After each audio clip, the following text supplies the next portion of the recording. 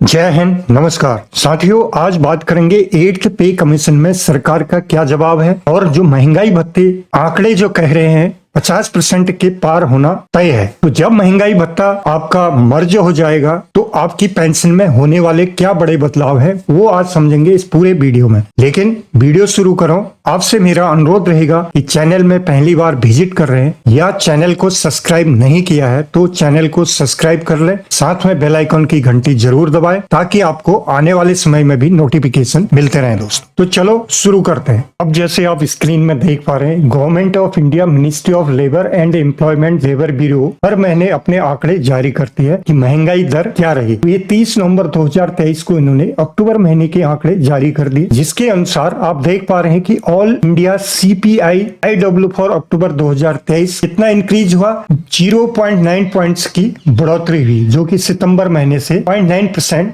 बढ़ा है और बढ़ के ये हो गया 138.4 on 1 month percentage change it increased by 0.65 बढ़ा, 0.65% की बढ़ोतरी हुई। और यदि हम पिछले साल की तुलना करें तो 0.91% recorded between corresponding month a year ago, यानी कि पिछले साल अक्टूबर महीने के आंकड़े से इस साल अक्टूबर महीने के आंकड़े में 0.91 की बढ़ोतरी देखने को मिली दोस्तों। अब इसमें हम नीचे देखते हैं, इसका दो चार्ट है ऑल इंडिया ग्रुप वाइज। इसका सितंबर 2023 का आप देख पा रहे हैं, ये था 137.5, जो कि अक्टूबर महीने के जो आंकड़े हमने देखे ये आ गए हैं 138.4, यानी कि प्लस 0.9 की यहाँ पर बढ़ोतरी देखने को मिली अक्टूबर में। इसको हम जरा कैलकुलेटर के माध्यम से समझें तो आपका जैसे अभी DA या DR 46% चल रहा है और पिछले सितंबर महीने का 137.5 के आधार पर ये बन रहा था 48.54। अब अक्टूबर महीने के जो आंकड़े 138.4 के हिसाब से ये बन जाता है 49.08। यदि हम 2 महीने और बाकी हैं, नवंबर दिसंबर के आंकड़े आने बाकी हैं, उसमें कुछ भी बढ़ोतरी नहीं होती है तो हम इसमें सपोज हम मान के चले 138 ले लें और 138 दिसंबर में ले लें, तो नवंबर में 138 इसमें डाल दें तो 49.58% की बढ़त दिखा रहा है। दिसंबर में सेम 138 पॉइंट की यदि बढ़त होती है, DAR होगा 50.91%, अर्थात आपका जनवरी 2024 से 50% के पार DA या DR हो जाएगा दोस्तों। ये कंफर्म है। अब क्या सवाल उठता है कि 8th पे कमीशन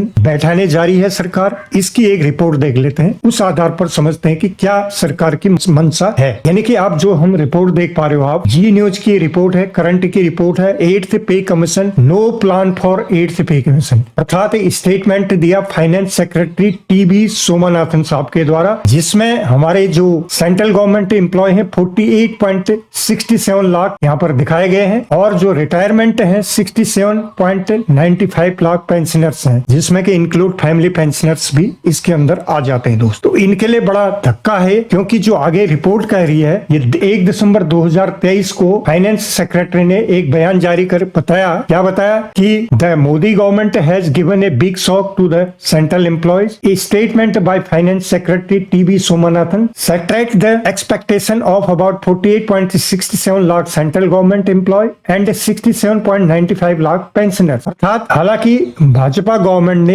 इस तरह के किसी भी कदम से परहेज किया है, इसके बजाय नई पेंशन योजना की समीक्षा पर ध्यान केंद्रित किया गया है, जो नए राज्य और केंद्र सरकार के कर्मचारियों के लिए विवाद का विषय बन गई है। अर्थात आपको पता है दोस्तों कि ओल्ड पेंशन स्कीम और न्यू पेंशन स्कीम का भी मुद्दा जारी है। कई राज्यों में ये ऑलरेडी ओल्ड पेंशन स्कीम लागू हो चुकी है, तो यहाँ पर ये रिपोर्ट कह रही है कि गवर्नमेंट फोकस कर रही है कि न्यू पेंशन स्कीम पर कुछ काम किया जाए, न कि 8th पे कमीशन पर उनका अभी ध्यान है। जो कि आप यहाँ पर स्टेटमेंट देख रहे हैं, सरकार ने एक कमेटी गठित की फाइनेंस सेक्रेटरी TB सोमनाथन के अंडर, जो उन्होंने ये रिपोर्ट बताया 1 दिसंबर 2023 को उनका ये अनाउंसमेंट किया, जिसमें कहा the centre has no plans to set up the 8th pay commission before the Lok Sabha election next year, finance secretary TB Somanathan has said. अर्थात कि सरकार का अभी 8th पे कमीशन पर कोई भी डेट या इसका कोई भी अनाउंसमेंट आगे होने वाला नहीं है। जैसे कि हमने ऊपर देखा देखा, क्योंकि वह न्यू पेंशन स्कीम पर काम करने जा रही है। अर्थात अब आपका 8th पे कमीशन यदि नहीं बैठता है तो क्या 50% आपका DA/DR मर्ज होगा तो किस आधार पर होगा वो समझते हैं आप टेबल में। लेकिन आप बने रहें, टेबल आपके लिए बहुत ही इंपॉर्टेंट है, वो समझना आपके लिए बहुत जरूरी है। ये पहुंच गए दोस्तों हम अब टेबल के अंदर। ये है रैंक वाइज टेबल है। जब DA/DR आपका 50% को हो जाएगा तो किस आधार पर आपका पेंशन का नया रूप बनेगा वो आप थोड़ा सा उस पर नजर डालते हैं। यहाँ पर आप देख पा रहे होंगे रैंक सिपाही से लेके ऑनरी कैप्टन तक ये हमने लिया है, और ये आप आगे जो देख पा रहे हैं इनकी सर्विस कितनी होगी उस आधार पर क्या बनेगा वो दिया है। इस कॉलम में बेसिक ली है हमने OROP2 टेबल से हर एक रैंक की। यहाँ पर यदि DA/DR आपका मर्ज 50% यदि हो जाता है तो उस आधार पर कितनी आपकी बनेगी पेंशन, ये आप इस कॉलम में देखेंगे। और यदि DA और DR आपका 25% मर्ज होता है, अर्थात कि आपकी जो प्रेजेंट बेसिक में 25%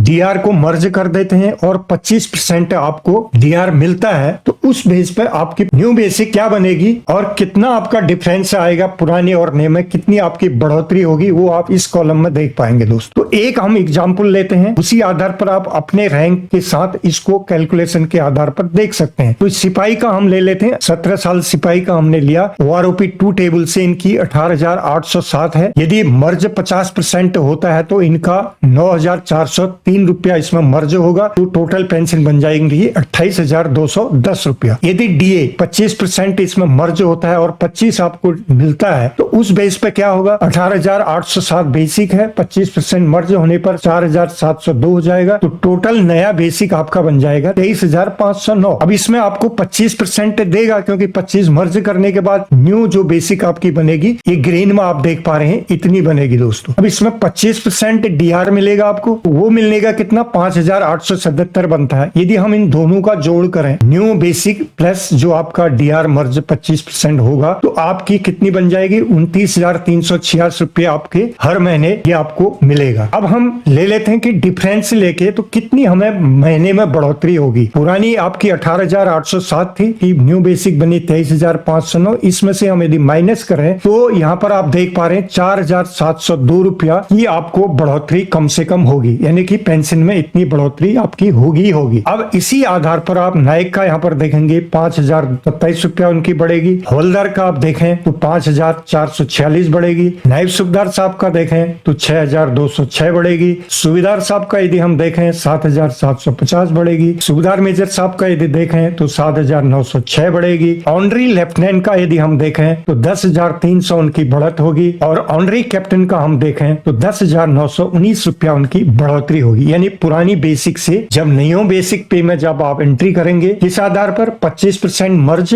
और 25% आपको DR मिलेगा, तो उस आधार पर इतनी आपकी बढ़ोतरी होने की संभावना है, और ये होगी क्योंकि 50% जैसे ही क्रॉस करेगा तो वो इस पर ये लागू करेंगे। सूत्रों के आधार पर ये बताया गया है कि ये जरूर आपको 25-25 का फॉर्मूला लगने वाला है दोस्तों। तो उम्मीद करते हैं आगे आने वाले समय में कुछ भी हो सकता है, लेकिन ऐसा यदि हुआ तो इस आधार पर ये आप समझ सकते हैं। इसी बेस पर आप अपना जो आपकी अभी प्रेजेंट बेसिक है उस पर इस कैलकुलेशन के आधार पर आप अपना तय कर सकते हैं कि इतनी हमें बढ़ोतरी हो सकती है दोस्तों। तो उम्मीद करता हूं कि वीडियो आपको ठीक लगा होगा। यदि ठीक लगा तो वीडियो को लाइक शेयर जरूर करें। फिर मिलते हैं किसी एक नए अपडेट के साथ, तब तक के लिए जय हिंद, जय भारत।